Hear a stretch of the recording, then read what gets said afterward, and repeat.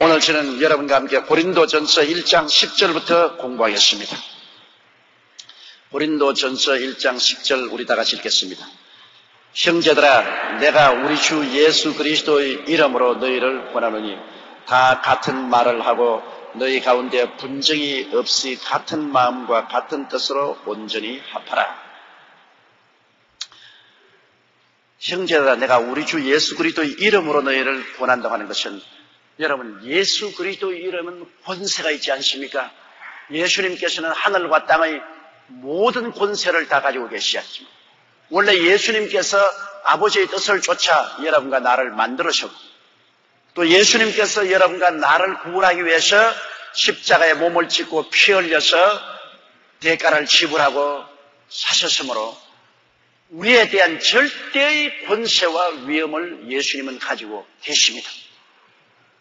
예수님 이름에 거역하면 그는 아예 지옥에 던져 영세토록 불타도 마땅한 것입니다. 예수님 우리를 만드신 자이고 우리를 값주고 사신 자이므로 예수 그리스도의 이름은 절대적인 권세와 위엄이 있으며 영세토록 우리에게 예배와 찬양을 받아야 될 이름입니다. 그러므로 예수 그리스도 이름으로 권면한다는 것은 그 이상 더 큰 권면이 없습니다, 여러분. 예수 그리스도 이름으로 권면하는데 그 이름으로 권면하는 그 권면을 반대한다면 이거는 너무나 위험천만한 일입니다. 한 가정에도 그렇지 않아요? 어머니가 타이를 떼고 아버지가 타이를 떼고 그 분위기가 다릅니다. 어머니가 타이를 때는 우리가 좀 무시하고 달아들 때가 있어요. 아버지가 타이를 때는 집의 최후의 권위자이기 때문에 그 귀를 기울여야 돼요. 아버지가 타이른 것을 반대했다가는 매를 맞든지 쫓겨나요. 저도 어릴 때는 어머니가 우중말 하면 자꾸 우습더라고요.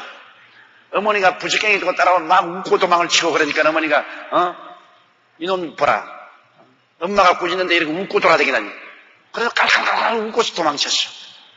그런데 아버님이 명령하신 데는 웃은 적이 없어요. 우란지. 그럼 왜냐? 집안의 최후의 권위자가 아버지입니다. 그 아버지의 권위를 무시해버리면 집안은 콩가루 집안이 되는 것입니다. 우리 주 예수 그리스도의 위엄과 권세를 무시해버리면 여러분, 우주에는 더 이상 우리를 다스릴 권세가 없어지는 것입니다. 버림을 당하죠. 아담과 하와가 왜 에덴에서 버림받았습니까? 선악과라는 것은 아버지 하나님의 주권을 말하는 것입니다. 좋다 나쁘다는 주권자가 결정하는 것이지 밑에 있는 사람이 결정하지 않잖아요. 주권자가 좋다 나쁘다를 결정하지 종이 좋다 나쁘다 결정하지는 않잖아요. 그러면 우주의 유일한 주권자는 하나님밖에 안 계시니 하나님만이 좋다 나쁘다를 결정합니다. 선악과라는 것은 좋다 나쁘다를 아는 지식인데, 선악과를 인간이 따먹으면 인간이 주권자가 되는 것입니다. 아버지와 동등하게 좋다 나쁘다를 결정하는 주권자가 되므로 우주의 주권자가 둘이 있으면 전쟁밖에 일어나지 않죠. 그렇기 때문에 선악과를 따먹고 주권자가 되려고 하면 하나님께 버림을 당합니다. 하나님의 주권에 대한 도전이기 때문에 가장 하나님이 미워하고 절대로 용납 안 하는 것은 하나님의 주권에 대한 도전입니다. 하나님의 주권을 도전하면 여러분 하늘나라를 점령하겠다는 것입니다. 그럼 뭐 하늘나라가 없어지는 것 아닙니까? 사탄도 하나님의 주권에 도전하다가 루시퍼가 버림을 받아서 사탄이 되고, 아담과 하와도 사탄의 꾀임을 받아서 하나님의 주권에 도전하다가 버림을 당했어요. 우리는 절대로 하나님 우리 아버지와 예수 그리스도의 주권에 도전해서는 안 됩니다. 그러므로 아버지 하나님과 예수 그리스도의 이름 앞에는 무릎을 꿇고 절대 충성하고 순종할 따르는 것입니다. 예가 있지 아니요가 있을 수가 없습니다. 이 너무나 큰 은총과 사랑을 베풀어 주시는 위대한 주권자, 우리 주 예수 그리스도의 이름으로 구원한다고 했으니까 뭐 그 이상의 더 큰 힘이 어디 있습니까? 예수 이름으로 구원한다. 예수님의 부탁이다. 그러므로 오늘 이 성경 말씀은 여러분 예수님이 우리에게 직접 부탁하는 말씀인데요. 다 같은 말을 하고 너희 가운데 분쟁이 없이 같은 마음과 같은 뜻으로 온전히 아파라. 우리 하나님께서는 교회 가운데 성도들 가운데 분쟁이 없이 하랬습니다. 서로 물고 찢고 싸우면 서로 망해버리고 말아요. 사람이 온전하지 못하기 때문에 서로 각각 생각이 다르므로 분쟁이 있게 마련인 것입니다. 그러나 우리는 예수 그리스도를 섬기기 때문에 그리스도를 바라보고 우리 각자의 고집을 버리고 예수님 안에서 하나가 되어야 된다. 그 말인 것입니다. 예수님이 안 계시면 중심축이 없기 때문에 하나가 될 수 없지요. 예수님 중심에 섰기 때문에 예수님을 위해서 우리는 분쟁을 거쳐요. 우리가 서로 의견이 다르고 분열이 다가오고 투쟁이 오더라도 예수님 생각하고 하나로 합쳐. 예수님이 우리의 연합의 축이 되는 것입니다. 예수님 없다면 언제든지 분쟁할 수 있죠. 분열할 수 있죠. 그러나 예수님이 계시는데 어떻게 그래 할 수 있습니까? 예수님의 마음에 상처를 입힐 수가 있나요? 예수님 손에 다시 못을 박을 수 없지 않아요. 예수님 때문에 우리는 다 양보하고 서로 용납하고 용서하고 합칠 수 있는 것입니다. 그러므로 예수님 이름으로 너희를 구원하니 다 같은 말을 하고 말이 다르면 사상이 달라지고 서로 갈라지잖아요. 노아의 후손들이 시날 광야에서 바벨탑을 쌓을 때 그들이 바벨탑을 쌓은 이유가 그들이 언어가 하나라고 했습니다. 주님이 말하기를 저들이 언어가 하나요 한 민족이므로 그들이 시작한 일을 막을 자가 없댔습니다. 말이 하나면 다 합쳐서 의시하고 일을 합니다. 그 하나님이 내려오셔서 보시고 바벨탑을 못 쌓도록 한 것은 어떻게 했습니까? 바벨탑에서 언어를 혼잡게 했습니다. 말이 달라졌어요. 그곳에 있는 사람들이 갑자기 저 바벨탑 꼭대기에서 야 100도를 올리라 그런데 여기는 지프를 올립니다. 100도를 올리라 그런데 못 알아듣거든. 지프를 올리거든. 야 지프를 올리라 그런데 100도를 올립니다. 말이 서로 안 맞으면 일이 안 돼요. 그래서 바벨탑에서 함께 일하는데 갑자기 하나님이 언어를 혼잡하며 한국말이 생기고 일본말이 생기고 중국말이 생기고 영어가 생기고 프랑스말이 생기고 독일말이 생겨서 언어가 혼잡되니 서로 말을 해봤자 무슨 말인지 알아듣지 못함으로 치고받고 싸우고 그 다음 자기들끼리 말하는 사람을 찾다 보니까 같은 말을 하는 종류끼리 서로 뭉치게 되고 그들이 합쳐서 뿔뿔이 흩어져 나가는 것입니다. 어떠한 사람들이 말하기를 한국말이 왜 그렇게 어렵냐고. 사실 제가 외국어를 공부해보면요 진짜로 한국말이 힘이 들어요. 절대로 영어로서 번역하지 못한 말들이 많이 있는데요. 그건 뭐냐, 그냥 영어는 달면 달다 그럽니다. 달콤하다 그 말 없어요. 달면 sweet, it is sweet 그지. 달콤 아무리 번역 안 돼요. 근데 우리 한국말은 달다고 달콤하다고는 상당히 의미가 틀립니다. 그리고 또 썩었다는 말하고 콩콩하다는 말하고 틀리잖아요. 영어로 말하면 it's decay, 썩었단 말이에요. 썩은 냄새는. 그런데 한국말로 콩콩하다 하면 이건 썩지도 아니하고 안 썩지도 아니하고 콩콩하다는 영어가 없어요. 아무리 번역해도 그런 말이 없어요. 달짝지근하다. 이 달짝지근하다는 말을 어떻게 해석을 하나 이건 뭐 할 수가 없어요.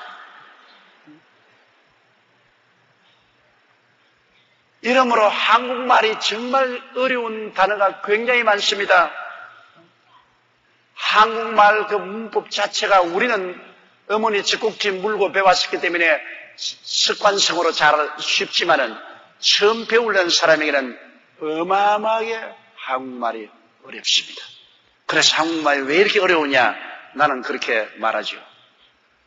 옛날 바벨탑에 우리 조상이 제일 꼭대기에서 일을 했기 때문에 하나님이 혼잡하게 할 때 가장 혼잡하게 돼가지고 이렇게 어렵다고. 과연 한국말 어려워요. 저는 한국어를 65년 동안 했지만은 지금도 한국어가 그렇게 내게 힘들다고요.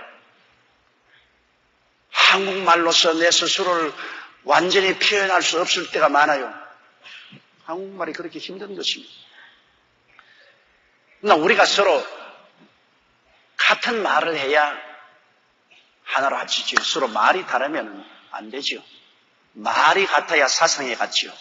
이러므로 예수 믿는 사람은 하나님 아버지와 예수 그리스도의 은혜의 말을 하기 때문에 그 안에서 하나가 되는 것입니다. 다른 직장도 다르고 지위도 다르고 환경도 다르고 여러 다른 요소가 많지만은 우리는 한 가지 할 말이 있습니다. 그 말은 뭐냐? 예수 그리스도의 은혜로 구원을 받았다. 은혜의 말은 다 같습니다. 이 은혜의 말 한마디로 가지고 우리는 하나가 되는 것입니다. 그 안에서는 다른 말을 하면 절대로 안 되죠. 예수 그리스도의 십자가의 보배로운 피로 값없이 용서와 의롭다함을 얻고 영생을 얻은 이 그리스도의 은혜의 말, 이 새 말입니다. 이 세상의 낡은 말이 아니고 새로운 말이죠. 새 노래, 새 말, 이 그리스도의 구원의 은혜의 말을 우리가 같은 말을 함으로 그 안에서 하나가 된다. 사실 우리와 영국 사람이나 프랑스 사람이나 독일 사람이나 미국 사람이나 아프리카 사람이나 생활 환경이 다르고 문화가 다르고 다르잖아요. 그래도 만나면 대반이 하나 되는 것이 있어요. 예수 안에서 하나가 돼요. 생판 모르는 사람인데도 모여가지고서 예수 그리스도 안에서 함께 하나님을 경배하고 찬미하고 그리스도의 보혈을 감사하고 생판 모르는 사람끼리 그만 끌어안고 한 형제가 되고 악수하고 서로 유무상통하고 그러게 되는 것은 놀라운 일입니다. 은혜의 말을 하기 때문인 것입니다. 같은 은혜의 말을 하기 때문에 그 안에서 우리는 다 하나가 될 수 있어요. 그리스도의 그 사랑과 은혜가 아니면 우리가 결코 문화적 배경으로 봐서 일치가 될 수 없고 하나가 될 수 없는데도 은혜로서는 하나가 돼요. 옛날에 상당히 오래된 일입니다만 우리 교회 청년 한 사람이 군대에 갔어요. 가서 저 휴전선에 가서 일을 하게 됐어요. 그런데 여름철 철책을 치는데 너무 더워서 웃옷을 벗고 일을 하다가 저 휴전선 건너편 비무장지대 밑에 운물이 있는데 그래 소대장 보고 내가 운물에 내려가서 저기 등에 물 좀 끼얹고 와도 괜찮습니까? 그래서 가라. 그래 내려가서 등물을 끼얹는데 옆에서 손들어 크더랍니다. 보니까 북한 군인 두 사람이나 세 사람이 딱 총을 던지면서 일어나 그러더랍니다. 이건 별도리 이제 잡혀서 북한으로 끌려가게 됐어. 그래서 그만 그 자리에서 주여 하나님이여 나를 살려주시옵소서. 나는 하나님의 백성이요 주의 자녀가 아닙니까? 주님 날 살려주시옵소서. 그러니까 그 북한 군인 한 사람이 오라 하더니만 너 여기에서 예수 그리스도를 부르짖고 그렇게 하면 살아날 줄 아느냐? 우리 북한은 예수를 믿지 않는다. 너 완전히 죽고 싶으냐? 난 죽어도 예수 믿고 죽겠다. 난 예수를 구주로 모시고 하나님 섬기는 사람이야. 나는 군대는 국방의 임무를 가지고 왔지만 내 중심은 난 예수님을 사랑하고 예수를 믿는다. 그러니까 다시 가서 자기도 동료들하고 무슨 이야기를 하더니만 와가지고서 귀에 들고 야 이 자식아 나도 예수 믿는다.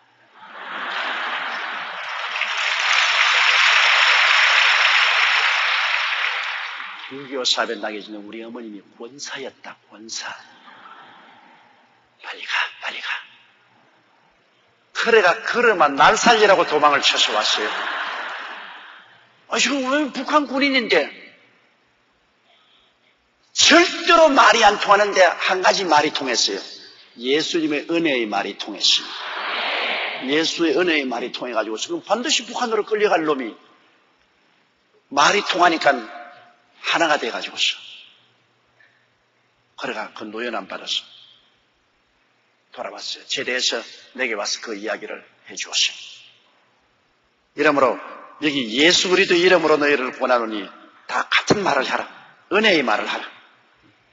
교회 오면은 그리스도와 그 은혜의 말을 하지 세상 말 하지 마라. 세상적으로 말이지 부패한 말을 하게 되면은 서로 충돌합니다. 은혜의 말을 하라. 같은 말을 하고 너희 가운데 분쟁이 없이 같은 마음과 같은 뜻으로 온전히 합하라. 말이 같아야 마음도 같고 또 뜻이 같아서 합칠 수 있어요. 근데 마귀는 오면은 언제나 핥혀요. 삭삭삭삭 그러잖아요. 여러분 닭은 채소밭에 갖다 놓으면 아무리 얌전하게 살아도 채소밭을 다 갉아놔요. 싹싹싹싹. 이건 뭐 성격상 닭은 자꾸 해쳐요. 교회 와서 자꾸 싹싹 해치는 사람은 닭 귀신이 들어온 사람이에요. 닭 귀신. 어디 가도 그냥 싹싹싹싹싹. 채소밭에 그냥 채소가 잘 자란 건 모조리 다 파지고. 이 귀신이 오면은 자꾸 분열시켜요.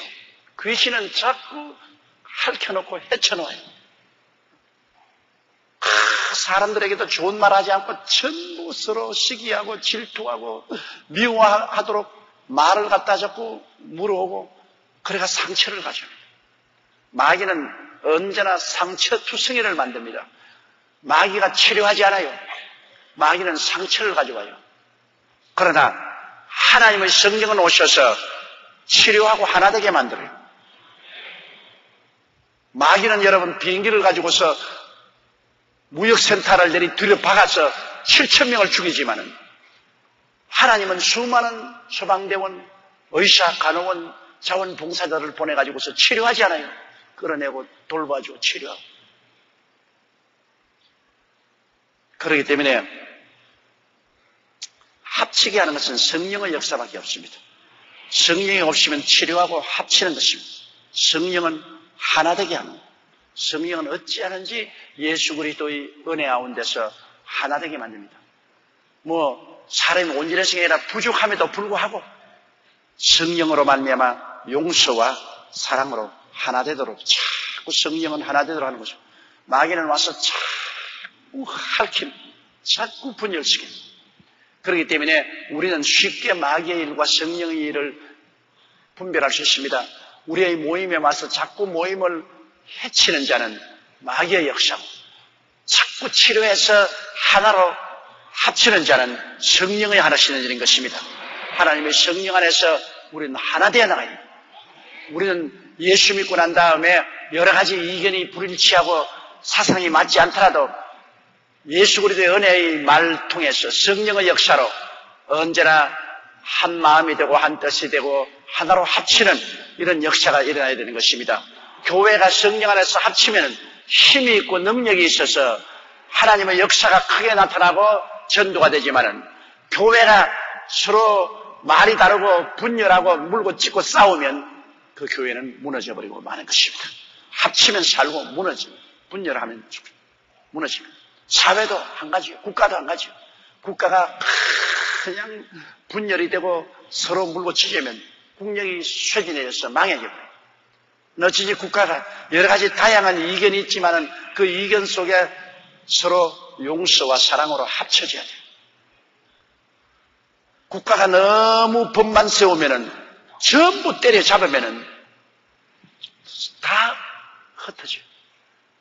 한 큰 단체가 하나가 되려면은 법은 적고 용서와 사랑은 커야만 되는 것입니다. 너무 법의 칼을 휘두르면 어디가 안 찔릴 사람이 없어. 안 찔릴 사람이 없어. 칼을 휘두르고 다니는데 어디가 안 찔려요. 모조리 다 찔리고 피하고 상처투성이가 되죠. 칼은 적게 사용하고 용서와 사랑은 크게 사용해요. 한 단체가 모인다는 것에는 여러분 용서와 사랑이면 하나가 안 됩니다. 사람이 다 각양각색의 생각을 가지고 각양각색의 사상을 가지고 여러 가지 다른 환경에서 배경에서 자라났기 때문에 어떻게 나처럼 될 수 있어요? 안 되지요. 그러므로 예수 그리스도의 십자가 보십시오. 몸짓고 피 흘려 보혈로 가지고서 죄를 지었음에도 불구하고 못났음에도 불구하고 버림을 받아야 마땅함에도 불구하고 다 용서해 주시고 사랑으로 품어주시기 때문에 우리가 주 안에서 하나가 되어 와 있죠. 주님이 시내산에서 번개불을 치고 병력 같은 소리를 하시면서 십계명을 가지고 이놈의 자식아 십증에 비유해봐라. 너도 죄인이다. 너도 죄인이다. 너도 죄인이다. 너도 죄인이다. 이놈도 죽여라. 저놈도 죽여라. 이놈도 감옥에 넣어라. 저놈도 감옥에 넣어라. 그러면 뿔뿔이 다 헤어지고 아무도 남아있을 사람이 없습니다. 한 가정을 여러분 따뜻하게 하나로 뭉치는 것은 누구 때문인지 압니까? 아버지가 너무 호령을 하고 고함을 치고 이렇게 하면은 온 가정이 살얼음판이 되고 가정이 뿔뿔이 헤어지고 상처투성해야 됩니다. 아버지의 권세는 조그맣게 사용하고 그냥 큰 소리만 하는 거예요. 그런 소리만 하고 일은 엄마가 다 해야 됩니다. 어머니가 야, 너 아버지에게 알면은 큰일 난다. 그러지 마. 너 일찍 들어와. 너 밤 10시에 들어왔다가 아버지가 알면 너 큰일 나. 내일 지금부터 밤 8시에 들어와. 어머니의 사랑과 자비가 자꾸 감싸주는 가운데 가정이 하나로 함께죠.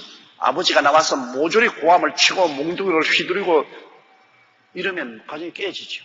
아버지의 권세는 꼭 필요할 때만 사용하고 그 애는 어머니의 큰 사랑으로 품어야 돼요. 그렇기 때문에 여러분 전선에서 총 맞아 죽는 사람들이 아버지하고 죽는 사람 별로 없답니다. 다 어머니 거지. 아니 나 같은 사람도 지금 발 헛디디겨서 계단에서 딱 넘어지려면 아이고 어머니 그지. 아이고 아버지 안 그래요. 나이가 그냥 70이 다 된 사람도 넘어지면 아이고 어머니. 그 왜냐 어머니의 자비와 사랑이 우리를 감싸주었기 때문에 우리가 지금까지 살아올 수 있습니다. 그래서 우리 영혼 속에 어머니의 사랑과 자비가 마음에 깊이 들어있는 것이요.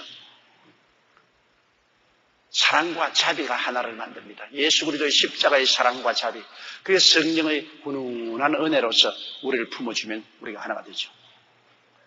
율법은 필요한 겁니다. 법은 반드시 있어야지. 그러나 법을 너무 주장하면 하나가 안 됩니다. 법은 적게 사용하고 용서와 사랑은 크게 사용하는 여러분 되시기를 주의 이름으로 축원합니다. 그러면 하나가 될 수 있어요. 11절요. 내 형제들아 글로의 집편으로서 너희에게 대한 말이 내게 들리니 곧 너희 가운데 분쟁이 있다는 것이라. 이 고린도 교회에 나가는 이 글로의 집안이 아마 바울 선생에게 찾아와서 소식을 전한 것 같습니다. 그러니 바울 선생이 이 고린도에 대한 소식을 들었었을 때 글로의 집편에서 소식이 왔는데 이 굉장히 교회가 시끄럽고 분쟁이 많다 그런 이야기를. 글로에는 이 고린도에서 아가야 지방에서 처음 예수를 믿은 사람이라고 바울은 말하고 있습니다. 그렇기 때문에 굉장히 신앙이 오래되고 깊고 또 교회 성장에 많은 기여를 한 그러한 사람인 것입니다. 그 글로의 집에서 고린도 교회가 여러 가지 분쟁이 있고 시끄러우니까 걱정이 되어서 고린도 교회를 개척한 바울 선생에게 이 소식을 전했던 것입니다. 저도 그래요. 저는 내 제자들이 한국이나 온 세계에 나가서 목회를 하고 있기 때문에 잘한다는 소식을 들으면 참 좋은데 교회가 분쟁이 있다는 소식을 들으면 마음에 굉장히 고통스럽고 언제나 그냥 마음에 분노가 일어날 때도 있어요. 왜 어떻게 잘못해가지고서 교회에 분쟁이 생기느냐 말이에요. 교회 분쟁이 없으면 교회가 자라지만은 교회 분쟁이 생기면 교회가 흩어지고 많은 사람이 상처를 입고 교회를 떠나게 되고 그리스도의 몸에 상처를 입게 됩니다. 그런데 가는 곳마다 저에게는 소식이 늘 들려와요. 미국에 가면 미국 교회에 대한 여러 지교회에 대한 소식이 들어오고 고라파에 가면 고라파 교회 소식이 들어오고 일본에 가면 일본에 대한 교회 소식이 들어오고 좀 안 들었으면 좋겠는데 듣기 때문에 마음에 평안이 없을 때가 많아요. 늘 걱정이 많아요. 이 자식 많으면 부모의 마음속에 걱정이 떠날 날이 없지 않습니까? 그런데 저희 마음에도 각 지교회, 지성전은 교회들 때문에 걱정이 떠날 날이 없어요. 늘 너희 마음속에 내가 생각해, 아이고, 이제 나이도 먹고 했니, 이제 걱정 없이 좀 살아야 되겠다. 까짓 뭐 될 때가 되라. 나 걱정 없이 살아야 돼. 말은 그렇게 하면서도 실제 속은 그렇게 되느냐? 안 됩니다. 아버지, 어머니가 설명해서 무자식이 상팔자라 그러더라. 마 자식 안 낳은 줄 알고 살자. 아유, 자식 쓰기 때문에 고생 많다. 무자식 상팔자다. 우리 안 낳은 줄 하죠. 나 낳았는데 어떻게 안 낳은 줄 알고 사냐요? 입은 그렇게 말하면서 속으로는 늘 자식들 때문에 신음을 하는 겁니다. 안 낳은 줄 알고 살려고 해도 안 돼요. 나 낳았는데 어떻게 안 낳은 줄 하고 살아요. 그러므로 인생을 사는 동안에 온전히 염려 근심 없이 사는 것은 힘듭니다.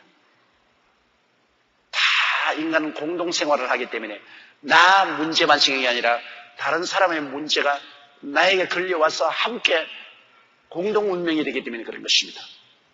그러므로 바울 선생도 마음에 편안할 날이 없었어요. 그가 수많은 교회를 개척했는데 그 교회들의 형편이 그에게 늘 다가올 때 함께 짐을 지고 마음의 고통을 하게 된 것입니다. 12절요.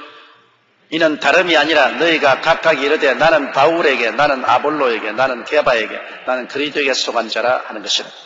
야, 이 교회에 파가 갈려 있습니다. 바울에게 은혜를 받은 사람은 나는 바울파다. 게바, 즉 베드로에게 은혜 받은 사람은 나는 베드로파다. 그리고 아볼로의 놀라운 웅변으로 말미암아 은혜를 받은 사람은 나는 아볼로파다. 그런데 나는 바울파도 아니고 게바파도 아니고 나는 아볼로파다. 그럼 나는 뭐냐? 나는 그리스도파다. 나는 예수 그리스도의 파다. 이래서 교회에 파장이 생겨요. 당을 지은 것입니다. 교회에 당을 지으면 절대로 안 돼요. 교회는 여러분 오직 우리 주 예수 그리스도 한 분밖에 없습니다. 교회 당이 있으면 안 돼요. 교회는 우리 주님이 교회를 다스리기 위해서 만들어 놓은 당회와 그다음 재직회 그리고 또 여성교회, 무슨 남성교회, 안수집사회, 청년회, 대학생회 이런 교회의 정식적인 그리스도의 다스리는 행정력이 미치도록 하는 조직 이외에 당을 만들면 큰일 나요. 아, 우리는 경상도파다, 우리는 전라도파다, 우리는 정중도파다, 우리는 저 강원도파다, 우리는 경기도파다, 우리는 이북파다. 교회는 예수 그리스도의 몸 하나밖에 없는데 파가 어디 있어요? 여러분, 우리는 그리스도의 몸에 붙은 지체인데 우리 몸이 나는 오른쪽 팔파다, 나는 왼쪽 팔파다, 나는 머리파다, 나는 목파다. 그러게 되면 그 몸은 무슨 몸이냐? 중풍병 걸린 몸인 것입니다. 이거 정상적인 건 아니에요. 아, 몸에 어떻게 파가 있습니까? 전부 하나지. 왼편이 손 찔리면 온몸이 다 아파요. 오른쪽 발가락이 돌에 차이면 온몸이 다 아파서 그 발가락을 감싸고 낫게 하려고 해요. 머리에 탁 돌이 맞았다고 해서 여러분 손과 발이 네 머리 맞았지만 내가 맞았나 까짓건 네 혼자 아파라 까짓건 그렇게 봤어요. 머리가 돌에 맞으면 온 몸을 웅크리고 손을 다 아이고 아파라. 그래 이거 탁 만져주고 쓰다듬지 않아요. 왜 한 몸입니다. 그리스도는 한 몸이지 그리스도가 나눌 수가 없죠. 그래서 교회가 파가 생겨가지고서 너파 내파 하면은 그리스도의 몸을 찢어놓는데 이것 얼마나 무서운 죄인지 몰라요. 예수 그리스도의 몸을 찢어놓는 죄보다 더 큰 죄가 어디 있어요. 어떻게 감히 교회에 와서 파장을 만들어요. 교회 파장을 만드는 것은 이거는 자기들은 무의식적으로 만드는 것 같지만 하나님 앞에는 어마어마한 범죄 행위를 하는 것입니다. 그리스도의 몸을 갈라놓는 범죄 행위를 하는 것입니다. 범죄예요. 그냥 장난이 아닙니다. 죄입니다. 그러므로 교회 내에서는 팔을 만들어서는 절대로 안 돼요. 한 나라도 여러분 우리나라도 그렇지 않습니까? 우리나라도 남북이 나누어진 것도 얼마나 큰 비극입니까? 이것보다 더 큰 비극이 어디? 거기에다가 또 동서로 나누어져가지고 경상도 파다, 전라도 파다. 그렇게 되면 이 나라가 얼마나 비극입니까? 얼마나 슬픕니까? 우리 한국에는 이 현실적인 슬픔이 있어요. 이게 우리 한국에 상처를 입힌 것이고 홀마 터진 것입니다. 이런 것이 우리 종국을 약하게 만듭니다. 대한민국이면 대한민국 하나라서 하나지 그게 무슨 파가 있어요? 손바닥만한 나라에. 있을 수가 없죠. 비상식적인, 비애국적인 이러한 것이 없어져야 돼요. 우리 한국에. 우리 한국에 이런 것을 만든 것은 우리 국민이 만든 건 아닙니다. 정치인들이 만든 거예요. 정치인들이 표 받으려고, 자기 표 많이 받으려고, 너 우리 편 아니냐? 나는 너희들 식구들 아니냐? 우리 편이니까 나에게 표 많이 다오. 이래가 경상도 사람은 내가 경상도 사람 아니냐? 경상도 사람 날 밀어서 내 표 만들어. 나는 전라도 사람이니 전라도 내 편에 서라. 뭐 나는 이북 사람이니 이북 표를 내게. 정치인들이 그렇게 만들었지. 우리 언제 갈라졌어요? 우리 안 갈라졌어요. 우리 민족은. 우리 다 경상도, 전라도 서로 결혼도 같이 하고 장사도 같이 하고 사업도 같이 하고 다 같이 사는데 정치인들이 와서 꽝을 치면 싹 갈라지는 거예요. 할 수 없이 정치인들이 그렇게 하려는 거예요. 그냥 우리나라가 잘 되려면 앞으로 정치인들이 비상식적인 그러한 일을 하지 말아야 돼요. 자기의 출세를 위해서 국민들을 찢어놓는 파장을 만들지 말아야 돼요. 말아야 돼요. 그리고 또 그런 파당을 만드는 사람들에게 표를 찍어주어서는 안 돼요. 우리 국민이 이제 앞으로는 파당 만드는 사람에게 표 찍어줘서는 안 돼요. 진실로 나라와 민족을 사랑하고 국민을 이끌어갈 사람을 이끌어야지. 자기의 일신의 영달을 위해서 국민들을 짜게 해놓고 동서남북으로 팔을 만들어 놓으면 어떻게 됩니까? 결국 상처는 국민들이 받잖아요. 교회가 더구나 팔을 만들면 이야말로 큰일입니다. 이러므로 고린도 교회 이 하나님의 성령께서 바울을 통해서 탄식하는 것 그겁니다. 어떻게 교회가 바울파, 아볼로파, 게바파, 그리스도파가 있습니까? 13절요. 그리스도께서 어찌 나뉘었느냐? 바울이 너희를 위하여 십자가에 못 박였으며 바울의 이름으로 너희가 세례를 받았느냐? 그리스도께서 어떻게 나누어집니까? 예수님은 한 분밖에 계시지 않는데 예수님이 어떻게 나누어져요? 그리고 우리 위해서 십자가에 못 박여 몸치고 피 흘려 죽을 동안 부활하신 분은 한 분밖에 계시지 않잖아요. 예수님 이외에 우리 위해서 몸치고 피 흘려 준 자가 누가 있어요? 바울이 십자가에 못 박였나요? 베드로가 십자가에 못 박여서 구원하였나요? 아볼로가 십자가에 못 박여서 몸치고 피 흘려 구원하였나요? 아니지요. 그 사람들은 다 주님이 사용하는 종이요, 시종이요, 모섬이요, 일꾼에 불과하죠. 주인은 예수님밖에 없어요. 예수님밖에 우리 주인이 없어요. 우리 여의도 순복음교회도 조용기가 누굽니까? 주님 앞에서 섬기는 모섬이요, 일꾼이지. 조용기가 뭡니까? 아무것도 아니죠. 주인인 예수님이죠. 몸은 주인의 것이요. 그리스도의 몸된 교회. 주인의 것이죠. 우리 주님의 것이죠. 나는 주님을 섬기는 모섬이요, 일꾼입니다. 모섬이와 일꾼이 어떻게 금방지게 주인 노릇 하려고 합니까? 어떻게 자기 팔을 만들어요? 모섬과 일꾼이. 그러다가는 주인에게 당장 파면당하고 마는 것이죠. 오직 우리는 살든지 죽든지 흥하든지 망하든지 성하든지 쇠하든지 주인 대신 예수님만 바라보고 나가야 돼요. 예수님만이 우리의 구원입니다. 여러분, 길이요 진리요 생명은 예수밖에 없지 않습니까? 천하 인간에게 구원을 줄 만한 이름은 예수밖에 없습니다. 그러므로 예수 그리스도 이외에 어떤 금방진 남녀가 나타나서 자기가 특별한 사람이라고 주장하거들랑 여러분 용납하지 마십시오.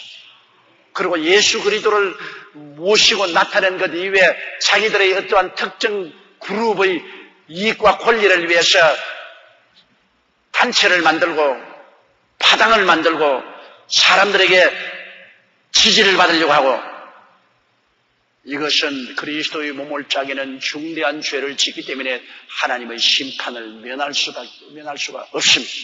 반드시 심판당합니다. 그리스도의 몸은 짜게 놓으면 안 됩니다. 몸을 짜게 놓은 죄는 가장 큰 죄입니다. 성경에는 뭐라고 말했습니까? 하나님의 성전을 허는 자는 하나님이 저를 멸하시라고 하셨습니다.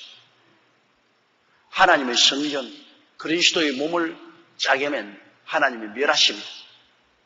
개인적인 윤리와 도덕적인 죄는 회개할 때 다 용서합니다.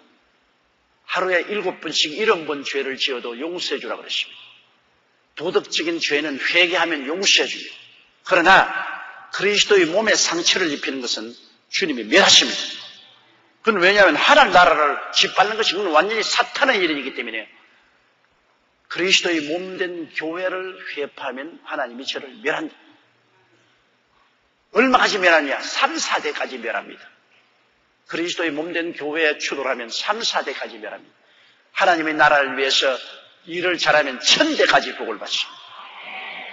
그러므로 이것을 우리가 잘 알아야 돼요. 절대로 교회에 파장을 만들어서는 안 되는 것입니다. 그리스도께서 어찌 나뉘었느냐? 바울이 너희를 위하여 십자가에 못 박였으며 바울의 이름으로 너희가 세례를 받았느냐? 우리 세례는 예수 그리스도의 이름으로 받았어요. 성부와 성자와 성령의 이름으로 세례받았죠. 초대교회 때는 성부와 성자와 성령의 이름으로 세례를 베풀었고 또 특별히 그 사람들은 예수 그리스도를 하나님으로 인정 안 하기 때문에 세례 베풀 때 예수 이름을 더 강조한 것은 예수님이 하나님의 아들이요 하나님이라는 것을 나타내기 위해서 예수 이름으로 세례를 받았다고 특히 강조해서 기록하고 있습니다. 보면 우리가 예수의 이름으로 세례받았다는 그것은 예수님이 바로 하나님 아들이요 진실한 하나님이라는 것을 강조하기 위해서 그렇게 한 것이죠. 세례받을 때는 아버지와 예수 그리스도의 이름과 성령의 이름으로 세례받는 것입니다. 삼위일체 하나님의 이름으로 세례받는 것입니다. 그중에 예수님을 강조한 이유는 예수께서 그 당시의 사람들은 사람으로 생각하고 하나님으로 인정하지 않았기 때문에 예수 그리스도가 하나님 아들됨을 더 강조해서 예수 이름으로 세례받았다고 성경은 강하게 기록하고 있는 것입니다. 그런데 바울이 말하는 것은 바울파가 있다 그러는데 내가 너 위해서 언제 십자가에 못 박여? 내가 내 이름으로 너에게 세례 베풀었냐? 세례 베푼다는 것은 하나가 되는 것을 말하는 것입니다. 세례 베푼다는 것은 내 옛사람은 죽고 세례 베푼 그 새 이름 속에 하나가 됩니다. 예수 그리스도로 세례받은 사람은 예수 그리스도로 옷을 입게 되는 것입니다. 여러분이 세례받으면 옛사람은 죽고 부활할 때는 예수 그리스도 안에서 부활하는 것입니다. 예수 사람으로 부활하는 것입니다. 세례가 굉장히 중요한 것은 여러분 우리가 예수 믿을 때 옛사람은 죽고 새사람으로 살아나는 것을 실제로 실천하는 것이 물 세례받는 것입니다. 내가 물 무덤 속에 죽고 일어날 땐 예수 그리스도로 일어나서 그리스도로 옷 입게 되고 그리스도와 하나가 된다. 이것을 하나님과 세상과 마귀 앞에서 자기 앞에서 확실히 시인하는 것을 말하는 것입니다. 이건 굉장히 중요한 것입니다. 반드시 우리가 세례를 받고 하나님과 세상과 마귀와 자기 앞에서 예수 사람이 되었다는 것을 시인해야 되는 것입니다. 그런데 바울 선생은 난 너를 위해 십자가에 못 박이기도 하냐고 너가 내 이름으로 세례도 안 받았는데 왜 바울 팔을 만드느냐 말이야. 왜 바울 종교를 만드느냐 말이야. 그런 거 있을 수가 없다. 14절요. 그리스도와 가이오 외에는 너희 중 아무에게도 내가 세례를 주지 아니한 것을 감사합니다. 바울 선생은 세례 안 준 것을 오히려 감사했어요. 왜? 하나님께서는 세례를 베풀려 했는데 바울이 너무나 유명한 사도이기 때문에 바울이 세례를 많이 베풀었으면 많은 사람들이 나는 바울에게 세례 받았으니 바울 파라고 파장을 만들 수 있습니다. 그러나 바울 선생은 복음을 전가하고 세례는 제자들이 세례 베풀었지 바울 선생이 세례를 많이 안 베풀었습니다. 바울의 기억으로는 고린도에 가서 이 그리스보라는 이 회당장 그곳에 있는 유대인의 회당장 가족입니다. 가이오는 바울이 머물었던 식주입니다. 그런데 그리스도와 가이오 외에는 너희 중에 아무에게도 내가 세례를 주지 아니한 것을 하나님께 감사한다. 세례를 준 것을 감사해야겠는데 바울 선생은 세례를 안 준 것을 감사하는 것은 하도 사람들이 파장을 만들기를 좋아하니까 보통 사람에게 세례 받았으면 별로 파장 안 만들어요. 그런데 바울같이 유명한 분에게 세례 받았으면 바울 동지회 바울의 가르칠 것, 바울 동지회 이런 거라도 만들면 하나님의 교회 상처를 입히기 때문에 바울은 자기가 세례 베풀어서 자기 이름으로 동지회를 만드는 것조차도 못하게 그렇게 된 것을 감사하게 정한 것입니다. 15절요. 이는 아무도 나의 이름으로 세례를 받았다 말하지 못하게 하려 함이라. 바울 선생에 의해서 세례 받았다고 자랑하지 못하게 하라. 그런데 바울이 그렇게 말하고 난 다음 생각해보니까 아차, 그리스도와 가이오 이외에 또 다른 사람들에게도 세례를 베풀었구나. 성령이 기억나게 해주십니다. 야, 너 두 사람밖에 안 했다 그랬지? 또 한 사람이 있다. 바울은 성령의 깨우침을 받아서 16절에요. 읽어보십시다. 내가 또 스데바나 집 사람에게 세례를 주었고 그 외에는 다른 아무에게 세례를 주는지 알지 못하노라. 스데바나 집 사람들, 스데바나 집에서 일하는 사람들에게 세례 베푸는 것이 기억이 났어요. 앞에는 바울 선생이 그리스도와 가이오 외에 너희 중에 아무에도 세례를 베풀지 아니었다고 했는데 그 다음 생각해보니까 성령이 기억나게 해주셨습니다. 스데바나 집 사람에게 세례 준 것을 기억나게 해서 그것을 바울이 여기에 수정해서 기록해냈습니다. 그 이외에는 세례 주은 것이 조금도 기억이 안 난다 그랬습니다. 17절요. 그리스도께서 나를 보내시면 세례를 주게 하심이 아니요 오직 복음을 전케 하려 하심이니 말의 지혜로 하지 아니하면 그리스도의 십자가가 헛되지 않게 하려 합니다. 그리스도께서 바울 선생을 보내신 주 목적은 복음을 전하여 회개하고 예수 믿게 하는 것입니다. 세례는 예수 믿고 구원받은 사람이 세례받지 않아요. 여러분, 예수님이 십자가에 못 박일 때 우편 강도, 좌편 강도가 있었잖아요. 그런데 그 중에 한 강도, 성경에는 우편 강도라고 지적은 안 했지만은 우리가 볼 때는 왼쪽은 나쁘고 오른쪽은 좋다 그렇게 생각하니까 우리가 우편 강도가 예수를 믿었다고 생각하는데 실제 성경은 자세히 읽어보면 어느 강도가 예수님을 고백했는지는 말 안 했어요. 두 강도 중에 한 사람이 그리스도를 고백했습니다. 그게 우편인지 좌편인지 모르겠는데 내가 보기에는 우편이 옳고 좌편은 나쁘니까 우편이라고 한 것 같아요. 그런데 그 중에 강도가 예수님을 찾아봤습니다. 그 강도는 살인하고 방화하고 밀란을 일으킨 강도입니다. 아주 흉악한 죄인이에요. 그 둘 강도가 다 처음에는 예수님을 용했습니다. 당신이 하나님의 아들이면 당신과 우리가 함께 십자가에 내려오게 하라고 고함고함 쳤습니다. 그러다가 그중 한 강도, 우편 강도에게 하나님의 계시가 내려왔습니다. 예수님은 보통 사람이 아니라 하나님의 아들이다. 계속해서 다른 좌편 강도가 예수님을 욕하고 있으니까 우편 강도가 꾸짖었습니다. 야, 이놈아! 너와 나는 지은 죄값으로 십자가에 못 박여 죽는 것이 당연하지만 이분은 아무런 십자가에 못 박일 죄를 짓지 아니한 스풀이다. 그리고 하는 말이 주여 주님의 나라에 임하실 때 나를 기억하여 주옵소서. 이 사람은 교회 갈 여가도 없고 세례받을 여가도 없이 지금 십자가에 못 박여 죽는 지경인데 그때 예수 그리스도를 하나님의 아들로 인정한 것입니다. 주의 나라의 임금이니까 주의 나라에 임하실 때 나를 기억하옵소서. 예수님이 당장 그 자리에서 오냐? 오늘날 너는 나와 함께 낙원에 있으라.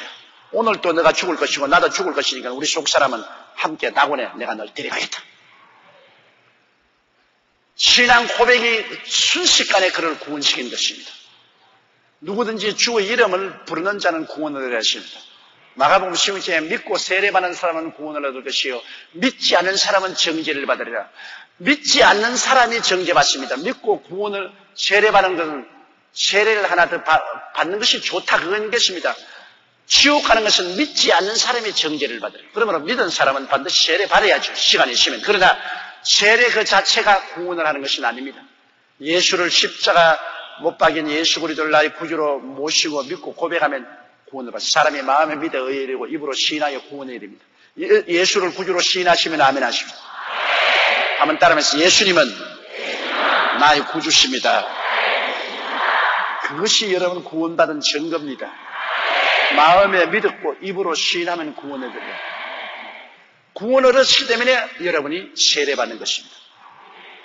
그러나 바울 선생이 가장 중요한 것은 복음을 증거하는 것이 가장 중요한 것이기 때문에 복음을 증거해서 사람 구원하고 세례받는 것은 제자들을 따라오는 제자들고 세례 베풀어주라. 그렇게 해서 세례받는데 더 많은 시간을 소모하지 않고 그는 구원의 복음을 전하는데 더 시간을 많이 보낸 것입니다. 그러므로 하나님이 바울을 보낸 것은 복음을 전하고 사람들을 구원하는 것, 이것을 더 중요하게 여기고 이 일을 하기 위해서 보내고 세례받는 것은 제자들에게 맡겨서 하도록 그렇게 하나님이 하셨다는 것입니다. 그리스도께서 나를 보내시면 세례를 주게 하려 하심이 아니요 오직 복음을 전하게 하려 하십니다. 복음을 전하는 것도 말의 지혜로 하지 아니하면 그리스도의 십자가가 헛되지 않게 하는 것. 말의 지혜라는 것은 철학입니다. 아주 철학적으로 논리적으로 학문 있게 유식하게 그렇게 바울이 그리스도의 복음을 전하지 아니하고 아예 예수 그리스도의 십자가에 못 박혀 몸짓고 피 흘려서 우리를 구속하신 구속의 원리에 입각해서 바울은 복음을 전하게 했다는 것입니다. 오늘날 여러분, 우리 복음의 가장 중심은 뭡니까? 예수 그리스도의 십자가입니다. 예수 그리스도의 십자가의 구속이 우리 복음의 언제나 중심 과제가 되어야 되는 것입니다. 예수 그리스도의 십자가의 구속을 제껴놓고 유창하게 철학적으로 논리적으로 아무리 하나님에 대한 말씀을 증거했다 해도 이것은 헛된 것입니다. 나는 이번에 미국에서 토요일 저녁에 텔레비를 트니까 미국의 저명한 목사님이 나오셔서 설교를 하는데요. 그 설교 시작부터 끝까지 내내 미국의 이 현실이 모든 사람의 마음속에 불안과 공포가 들어있는데 이 불안과 공포를 이길 수 있는 길은 믿음밖에 없다. 그래서 믿어라. 근데 난 늘 두고 있으면 뭘 믿으란 말인가? 끝까지 미국 사람의 불안과 공포가 있는데 이제는 철학자가 이 문제를 해결하지 못한다. 대학 교육이 문제를 하지 못한다. 오늘날 미국이 처한 이 깊은 상처는 무신론이 해결하지도 못하고 철학도 교육도 대학도 이 문제를 해결하지 못한다. 오직 오늘날에 와서 미국 사람들의 가슴 속에 있는 이 불안과 공포를 해결하는 것은 교회밖에 없고 교회가 도와줄 것은 믿도록 해야 된다. 믿어라. 끝까지 뭘 믿으란 말이고 예수를 믿으라는 그 한마디를 넣어야 되겠는데 그냥 자꾸 믿으라 하니까 자기를 믿으라는 것인지 교회를 믿으라는 것인지 이 불안과 공포를 이길 수 있는 힘은 어디서 나옵니까? 십자가에서 나오는 것이지. 끝까지 기다리는데 십자가의 도를 말을 하지 않아요. 목사님이 설교 잘하셔요. 그냥 논리적으로 아주 철학적으로 조리 정연하게 설교를 하기 때문에 그냥 그 설교하는 목사님이 입술에 눈을 뗄 수가 없을 정도요. 그런데도 불구하고 믿으라는 말만 하고 끝까지 그 믿음의 대상을 말하지 않습니다. 예수님의 십자가에 몸을 찢고 피 흘려서 우리를 위해서 죄를 용서한 것을 믿어라. 마귀와 세상을 다 주님이 이기고 우리에게 성령과 천국을 주신 것을 믿어라. 예수님이 우리의 슬픔을 짊어지시고 우리 병을 감당한 것을 믿어라. 예수님이 우리의 저주를 짊어지시고 우리 가난을 다 철폐한 것을 믿어라. 예수님이 사망과 음부를 다 이기고 영생과 부활과 천국을 주신 것을 믿어라. 이렇게 예수 그리스도의 십자가의 대속을 분명히 말을 해줘야 되겠는데 믿기는 믿으라는데 뭘 믿은지 몰라요. 그냥 저거 믿어. 저거가 뭔지 모르죠. 여러분, 우리의 복음은 그리스도의 십자가의 대속에 기반해야 되는 것입니다. 예수님의 십자가에 몸짓고 피 흘린 것 제껴놓으면 아무것도 없습니다. 그것은 여러분 불교하고 다를 것 없고 이슬람교하고 다를 것도 없고 힌두교하고 다를 것도 없고 아무것도 다를 것 없어요. 그냥 종교를 믿어라. 종교가 나쁘진 않지요. 나쁜 짓 하지 말고 좋은 일 해야 천당한다는 말하니까. 그럼 종교를 믿어라. 종교를 어떻게 믿어요? 애쓰고 힘써라. 애쓰고 힘써서 여러분 온전하게 의롭게 된 사람이 있어요? 안 되잖아요. 우리가 믿는 것은 다른 어떤 종교와 타협할 수 없고 유일하게 믿는 것은 예수님 하나님 아들이 사람의 몸을 쓰고 있어서 십자가에 못 박여 몸을 찢고 피 흘려 날 대신 죄를 갚아주시다는 것입니다. 요사이 종교 다원론자들은 어느 종교든지 열심히 잘 믿으면 천당 간다. 꼭 예수만 믿어서 천당 가는 거 아니다. 유교도 좋고 불교도 좋고 마호메토교도 좋고 신도교도 좋고 어느 종교를 잘 믿으면 다 천당 간다. 이것보다 더 거짓되고 엉터리가 없습니다, 여러분. 무엇인지 진실하게 잘 믿으면 가는 종교 다원론자들이 하는 말인데, 심지어 예수 그리스도를 믿는다는 목사까지라도 종교 다원론을 주장하는 사람이 있습니다. 다른 것은 다 타협해도 여러분, 우리가 절대로 타협할 길은, 천당 가는 길은 한 길밖에 없습니다. 우리 위해서 십자가에 못 박여 죽었다가 부활하신 예수님밖에는 그 길이 없는데요. 다른 길도 있다고 하니까 그게 기가 막힙니다. 다른 이로서 구원받을 수가 없습니다. 천하 인간에게 구원받을 만한 다른 이름을 주신 적이 없습니다. 그러므로 우리가 다른 종교인들과 함께 구제 활동도 같이 할 수 있습니다. 사회 봉사도 같이 할 수 있습니다. 환경운동도 같이 할 수 있고 범죄 예방운동도 같이 할 수 있습니다. 그건 다른 종교 운동하고 우리 기독교인이 다 협조해서 같이 할 수 있어요. 그러나 유일하게 협조할 수 없는 것은 구원의 길은 협조할 수 없습니다. 우리는 예수 이외에 구원이 없는 것을 확실히 알고 있습니다. 우리 위해서 하나님의 아들이 사람의 몸을 쓰고 오셔서 우리 대신하여 십자가에 못 박여 몸을 찢고 피 흘려서 내가 다 이루었다 하시고 우리의 일생의 죄를 갚으신 그분은 예수님밖에 없어요. 다른 분들은 와서 철학을 주고 종교를 주고 윤리와 도덕을 주고 좋은 말씀했지만 죄를 갚아주는 이는 아무도 없습니다. 그런데 어떻게 우리가 종교 다원론자처럼 아무 종교나 잘 믿으면 구원한다고 말할 수가 있나요? 그럴 바에 전도할 필요 없죠. 우리가 자나깨나 예수 그리스도를 전도하는 것은 십자가의 도가 유일하게 구원의 진리이기 때문에 그런 것입니다. 그러면 때문에 바울 선생이 말하기를 내가 설교하는 것은 그리스도의 복음을 전하는 것인데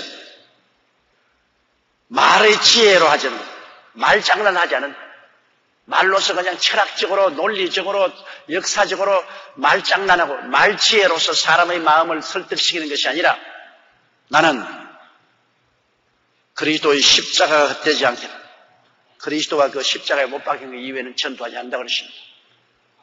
그러므로 밤낮 우리가 외쳐도 결국 해답은 예수 그리스도와 그 십자가에 못 박힌 것이 해답입니다. 그 진리를 떠나서는 해답이 없어요. 오늘 미국이 여러분 그렇게 부강한 나라, 경제적으로 군사적으로 부강한 나라지만은 이번 테러를 당하고 나니까 해답이 없어요. 온 국민 전체가 다 공포에 떨고 있어요. 그 불안과 공포에 그들을 건져낼 해답이 없어요. 더 많은 돈이 그 해결을 못해요. 지금 돈 가지고 테러를 해결할 수 없어요. 더 많은 군사력을 가지고도 이 전선이 없는데 어디에서 싸웁니까? 어디에서 테러가 일어날지 모르겠어요. 전선이 없는데요. 어디서?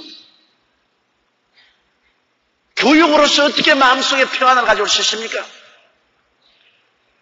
오직 평안을 가져줄 수 있는 분은 하늘과 땅의 모든 관서를 가지고 계시며 죽은 자를 살리시고 없는 것을 있게 하시며 눈으로 보지 못하고 귀로 듣지 못하고 마음으로 생각지 못한 것을 예비해 주신 우리 주 예수 그리스도와 하나님 아버지밖에는 평안을 줄 수가 없는 것입니다. 해답은 거기밖에 없어요. 하나님께 해답이 있지만 하나님께 누가 나갑니까? 예수 그리스도의 십자가의 보혈을 의지하지 않고 죄인이 하나님께 어떻게 나가요? 죄인은 하나님 앞에 설 수 없지 않아요. 아버지가 모든 권세를 가지고 우리 모든 문제를 해결을 시키면 아버지께 나갈 길이 없는데요. 예수님밖에는 길이 없어요. 십자가의 도 이외에는 아버지께 나갈 길이 없는데요. 그러므로 유일하게 인생 문제의 해답은 보좌에 앉으신 아버지와 그 우편에 계신 예수 그리스도 이외에는 갈 길이 없기 때문에 복음은 아버지 하나님을 알고 예수 그리스도의 십자가를 아는 것이 복음인 것입니다. 그 이외에 다른 것은 복음이 아니에요. 아무리 아무리 지식과 학문과 신학이 있어도 그건 복음이 아니에요. 복음은 아버지 하나님과 예수밖에 없어요. 바울 선생께서 주장한 것이 바로 그것인 것입니다. 그리스도께서 나를 보내시면 세례를 주게 하려 하심이 아니요 오직 복음을 전하게 하려 하십니다. 말의 지혜로 하지 아니하면 그리스도의 십자가가 헛되지 않게 하리라. 어떠한 사람이 부흥회 갔다 와서 할머니가 집에 와서 또 오늘 은혜 많이 받았다고 뭐냐면 오늘 부흥사가 백두산 호랑이 이야기를 하는데 배꼽을 잡고 웃었다고. 그거는 만담을 들었지 복음을 들은 것은 아닙니다. 백두산 호랑이 이야기를 교회에서 했는데 그거 보고 웃어서 은혜 받았다. 은혜 받은 것은 예수를 만남으로 말미암아 은혜 받은 것입니다. 아무리 부흥사가 재밌는 이야기를 많이 하고 배꼽을 잡고 뒹굴게 만들었다 해도 그거는 만담 듣고 웃은 것이죠. 은혜는 아닙니다. 은혜는 예수를 만나야 은혜를 받죠. 예수를 만나면 변화를 받게 되는 것입니다. 사람이 변화받아 부드러워져요. 생각도 말도 행위도 다 부드러워져요. 예수 그리스도를 만나게 하는 것이 우리 복음 증거의 최초의 목적이요. 전체적인 목적이 바로 예수를 만나는 것입니다. 그러므로 여러분은 자나깨나 예수 그리스도를 감사하고 기도하고 자나깨나 예수 그리스도를 사람들에게 전해 주십시오. 이게 사는 길입니다. 이것밖에 더 좋은 일이 없어요. 인생이 무엇입니까? 잠시 있다 사라지는 안개입니다. 어느덧 여러분 봄이 지나고 벌써 소설한 가을바람이 불지 않아요? 여러분과 나는 이 땅에 영원히 살지 못하지 않아요? 우리가 영원히 있을 집이 없지 않아요? 다 행인과 나그네와 같이 지나가지요. 바람이 불면 떨어져 날아가는 낙엽처럼 다 불려가죠. 우리에게 영원한 희망이란 어디 있습니까? 예수님밖에 없죠. 너희는 마음에 근심하지 말라. 하나님 믿으니 또 나를 믿어라. 내 아버지 집에 있을 곳이 많도다. 그렇지 않으면 내게 일러서라. 내가 너희를 위하여 처소를 예비하러 가노니 가서 처소를 예비하면 다시 와서 나 있는 곳에 너희도 함께 있게 하리라. 이게 우리의 궁극적인 소망이죠. 이 땅에 사는 것은 잠시 있다 사라지는 안개입니다. 모든 인생은 풀과 같고 영원한 풀의 꽃과 같아. 풀은 시들고 꽃은 떨어지나 야훼의 말씀은 세세토록 있도다. 다 지나가는 길에 우리는 서로 만나서 서로 오손도손 이야기하고 미워하기도 하고 좋아하기도 하고 웃기도 하고 울기도 하다가 사라집니다. 인생은 밤의 한 경점 같아요. 캄캄한 밤중에 자다가 깨어나가 들어 오손도손 이야기하다가 그만 이야기가 싹 사라지고 어둠이 덮어버려요. 그게 인생입니다. 영원한 이 우주 속에서 잠시 깨어나서 오손도손 이야기하다가 그 다음 그 소리가 꺼쳐버렸어요. 사라졌습니다.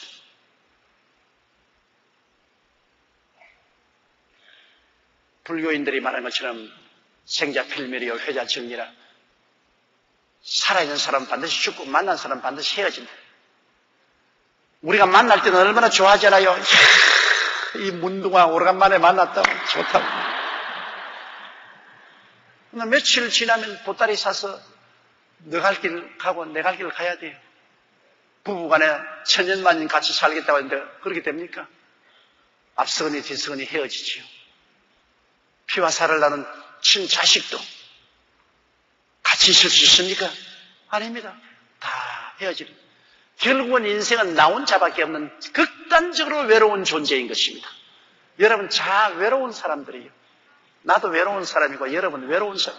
우리 다 만나도 다 겉으로 만나지 속은 못 들으잖아요. 여러분 남편이 속에 들어옵니까? 아내가 속에 들어옵니까? 자식이 속에 들어옵니까? 속은 나 혼자밖에 없어요. 뼛속까지 영혼 속에 하나가 못 되지요. 다 개인적으로 살지요. 서로